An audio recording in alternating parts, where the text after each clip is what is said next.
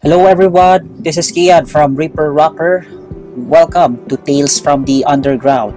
On today's episode, kikilalanin natin ang bandang Panlis, isang rock band sa Quezon at aalamin natin ang kanilang musika.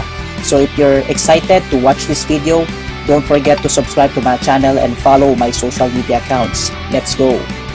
Panlis is a rock band from Quezon Province, formed in 2023. The band composed of Dex Igloria on vocals, Oslek Ibardalosa on bass, Jonas Salvan on guitar, Carl Salumbides on guitar, and Gio Absolio on drums. Their music style is a mix of catchy and relatable lyrics with a unique sound and simple melodies. Most of their songs reflect on real events. The band released their different singles throughout their career. The latest is Lansangan as they released this year and it is available in Spotify.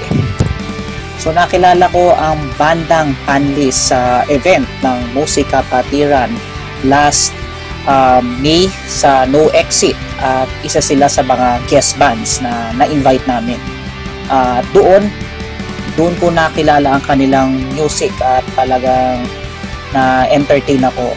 So I want to share this video that I had with the band sa kanilang performance sa No Exit. So I hope you like this.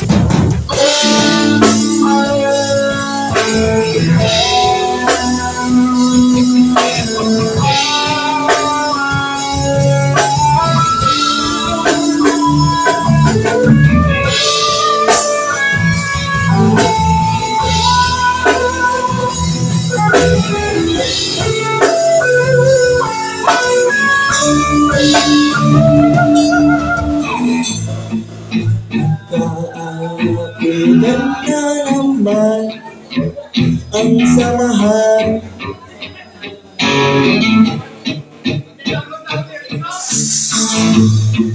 isa na namang magtatagpuan.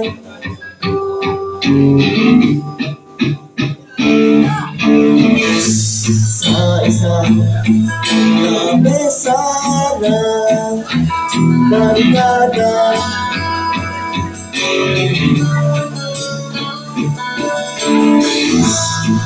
lahat na naman ay sasaya.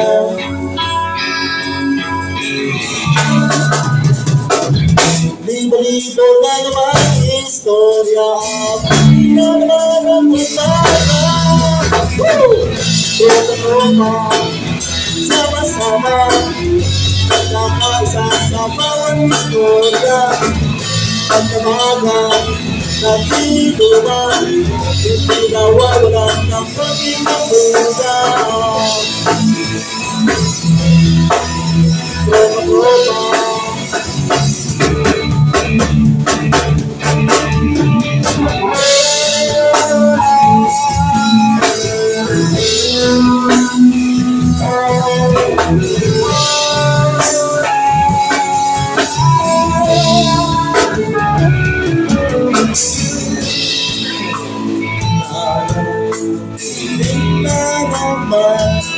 sa malambot na kwentuhan,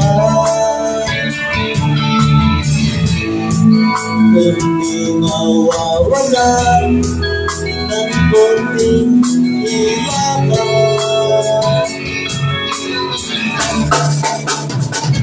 Sabay kantsawa, sabay tawa na, sasabihin tama yan.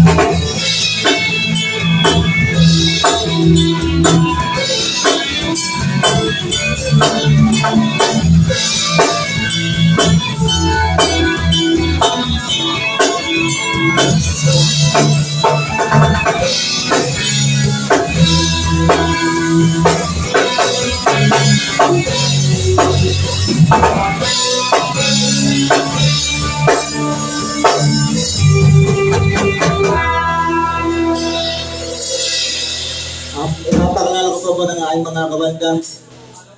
Sa drums, si Gio.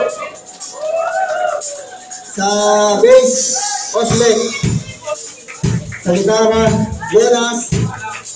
Sa pang-gitara, si Carl. At ako po pala si Jeff.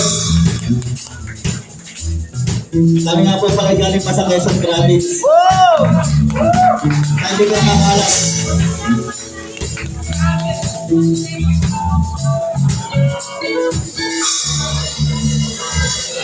Tropa, sama-sama, nagkakaisa sa bawat istorya.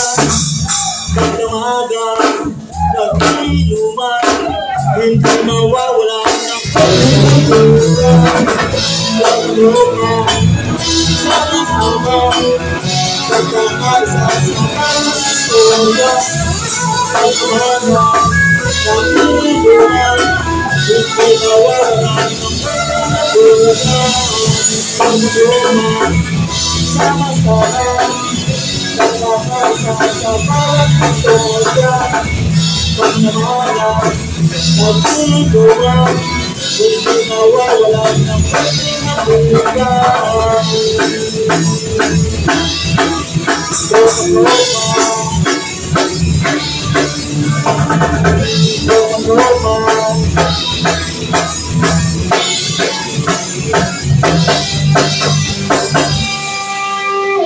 Maraming salamat.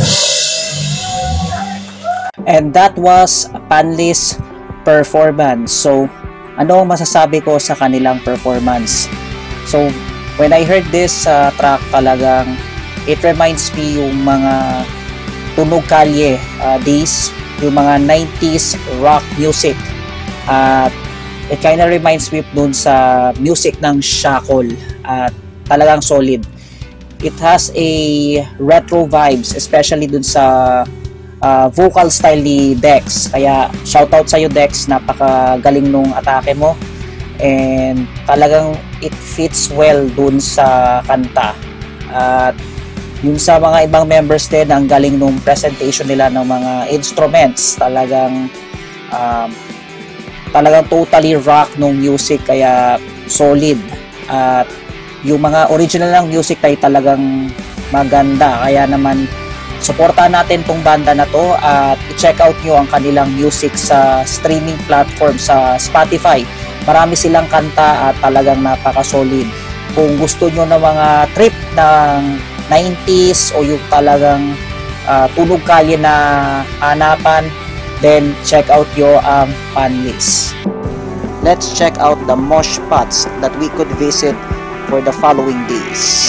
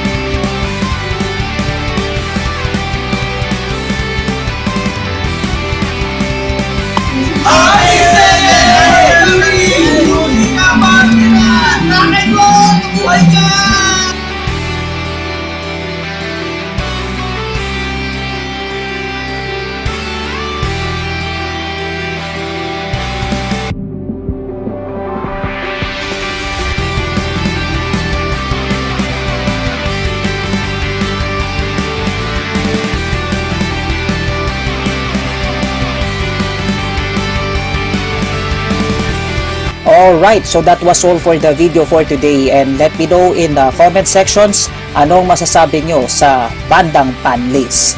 Feel free to comment down below, and if you like this video, don't forget to send a thumbs and consider subscribing. At muli, shoutout sa bandang Panlis, lalo na kay Boss Dex. Hopefully, makatugtog ulit kayo sa musika patiran at magkita-kita tayo soon. So, muli, magkita-kita tayo sa susunod na episode ng Tales from the Underground. This is Kian signing off. Rock on, Pilipinas!